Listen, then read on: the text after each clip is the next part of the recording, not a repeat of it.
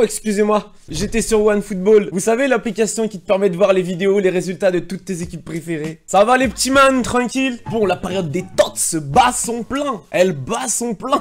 Mais ce qu'on attend tous secrètement, évidemment, c'est la Coupe du Monde. Oui. Et comme vous le savez déjà, moi je suis fan de maillots de foot. J'avais déjà fait 2-3 vidéos commandes, unboxing. Et comme vous avez kiffé et comme moi aussi je kiffe, et bah j'ai décidé de refaire une petite session, une petite commande, mais spéciale Coupe du Monde. J'ai reçu les maillots il y a quelques jours. Et bah on va les ouvrir ensemble, on va les regarder. Bon, avant de commencer, déjà 2 petites choses à préciser. Moi je kiffe collectionner, je kiffe les maillots de foot en tant que tel. En tant que fan de foot. Je suis pas forcément supporter de toutes les équipes dont j'ai les maillots. Mais voilà, je sais pas, je trouve que c'est des beaux objets. Et surtout à chaque fois que je reçois une commande, c'est un peu Noël, poteau. Deuxième chose, j'ai commandé comme d'habitude sur le site ST Soccer, mais je répète encore une fois, je ne suis pas un employé du site. Je ne suis pas non plus payé pour dire du bien. Non, libre à vous de me croire ou pas. Les maillots sont pas chers, j'ai toujours été satisfait à chaque commande. Soyez responsable si vous décidez d'acheter. Moi je donne mon avis en toute objectivité, j'essaye. On peut commencer? Bah le premier maillot il va faire mal au petit cœur de certains. Mais en fait c'est un cadeau, j'avais fait un concours sur mon Twitter il y a 1 mois ou 2. Que les âmes sensibles au cœur bleu, blanc, rouge ferment leurs yeux. Car c'est le maillot du Portugal, messieurs dames. Bon, bien évidemment la majorité des maillots aujourd'hui ce sera des maillots de pays de la Coupe du Monde. Même s'il y a 2-3 clubs et maillots vintage. Bon, l'objectif c'est à chaque fois de faire un petit mélange. J'ai pas pris de survêt ce coup-ci parce que tout simplement je les mets quasiment jamais les survêts. Je sais que c'est un peu la mode de mettre des survêts de foot tous les jours, mais moi c'est pas mon style. Donc bon, je vais pas vanner l'abonné qui a choisi ça parce qu'a priori il met du XXL, donc le man doit être costaud. D'ailleurs c'est peut-être pas celui de la Coupe du Monde celui-là, j'ai un doute. Maillot suivant, c'est aussi un souvenir douloureux de finale perdue avec l'équipe de France, mais c'est surtout un de mes joueurs préférés. Vous l'aviez déjà vu notamment en arrière-plan ici. Le maillot de l'équipe de France pour la Coupe du Monde 2018, floqué.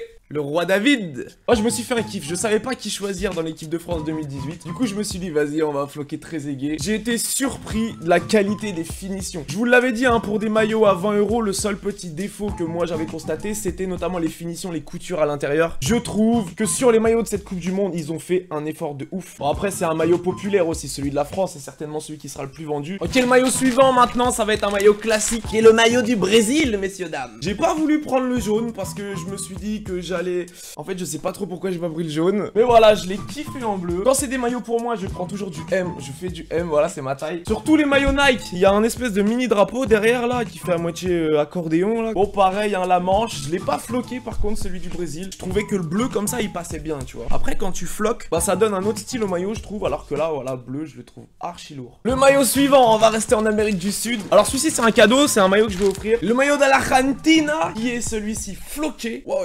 Oh, franchement, je les découvre en même temps que vous, hein, les mecs. Hein. Je les avais pas encore déballés. C'est du XL et il est floqué Javier Pastore. Est-ce qu'il sera à la Coupe du Monde et est-ce qu'il aura ce numéro-là? Alors, les gars, quelque chose qui me semble évident, mais que vous demandez à chaque fois, mes maillots, surtout les maillots floqués, je les lave à l'envers. Ok? Tous mes flocages sont restés intacts. Alors après, attention, je mets pas les maillots tous les jours et tous les 2 jours au lavage depuis 1 an, bien évidemment. Le suivant, les gars, il est magnifique. Franchement, c'est un des maillots que j'ai préféré et un de ceux que j'avais le plus hâte de recevoir. C'est le maillot de l'Allemagne en version verte comme ça, avec le petit badge du tenant du titre. Et je l'ai floqué. Drax là.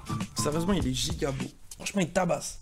Je suis bloqué dessus les gars, la tête de homme il tue. Bon pour le maillot suivant on reste dans le thème donc j'ai pris un maillot vintage, vous le savez il y a la possibilité d'acheter des maillots un peu à l'ancienne comme ça. Là c'est celui de l'Allemagne. Franchement il tabasse celui-ci hein. J'ai hésité à le floquer mais en fait les flocages ils sont pas adaptés aux maillots à l'ancienne comme ça. Maillot suivant, alors c'est un mix cette fois. J'ai fait un peu comme avec Trezeguet. C'est un des maillots les plus beaux de cette Coupe du Monde 2018 je pense. C'est le maillot de la Colombie les gars. Floqué numéro 10, non pas James.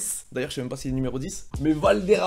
Alors Valderrama vous êtes nombreux à le connaître via FUT parce qu'il était légende. Mais moi c'est un des joueurs, je me rappelle Coupe du Monde 90 ou 94 quand j'étais petit qui m'avait marqué avec sa coupe de cheveux chelou là. Du coup voilà, hein, ça fait un flocage un petit peu original sur un maillot qui est joli à la base.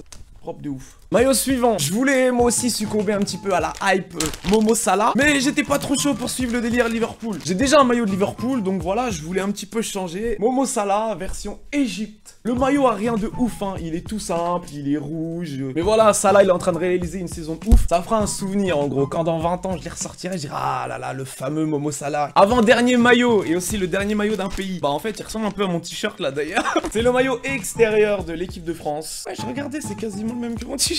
Je crois, mais je suis pas sûr, je crois que c'est une player version celui-ci. Bon, c'est un pote qui le voulait, donc voilà. Ça me permettait aussi de vous le montrer. Il est pas floqué, il est assez simple, mais il est classe, hein. Ça fait partie de ces maillots que tu peux mettre dans la vie de tous les jours sans forcément passer pour un plouc, tu vois. Non, il est propre, il est propre. Nos différences nous unissent. Oh. C'est beau.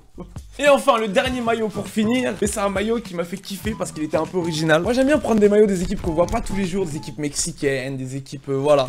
C'est le maillot des Los Angeles FC. Bon voilà, j'avais kiffé les couleurs, mais c'était surtout pour le sponsor, on va pas se mentir. Voilà, ça fait un maillot original en plus dans la collection. Alors je sais, il y en a qui vont dire, ouais, mais c'est des maillots qui viennent d'Asie, c'est pas pareil, poto. Tous tes maillots viennent d'Asie. Ça fait plaisir, hein. Moi c'est toujours un kiff de collectionner, voilà, de récupérer des nouveaux maillots et de les ajouter. Du coup voilà, oublie pas de lâcher le petit pouce bleu. N'hésitez pas à me dire en commentaire lequel vous avez préféré.